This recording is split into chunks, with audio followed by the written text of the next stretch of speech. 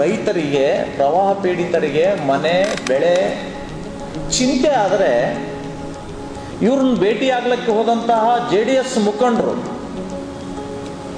ಇದಕ್ಕೆ ಪರ್ಯಾಯ ವ್ಯವಸ್ಥೆಯನ್ನ ಮಾಡುವುದನ್ನ ಬಿಟ್ಟು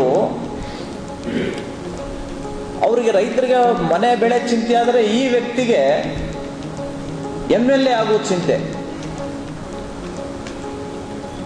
ನಮ್ಮ ತಾಲೂಕಿನ ದುರ್ವ್ಯವಸ್ಥೆ ನೋಡಿ. ಕಷ್ಟ ಹೇಳ್ಕೊಳ್ಳಕ್ಕೆ ಹೋದ್ರೆ ನೀವು ನನಗೆ MLA ಮಾಡಿ, ನೀವು ನನಗೆ MLA ಮಾಡಿ, ನಾ ಮಾಡ್ತೀನಿ, ನೀವು ನನಗೆ MLA ಮಾಡಿ.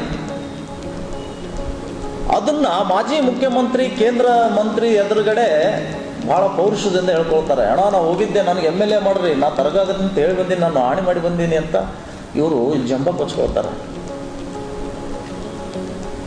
ಹೋರಾಟ ರೂಪಿಸ್ಬೇಕಲ್ಲ ಇವರು.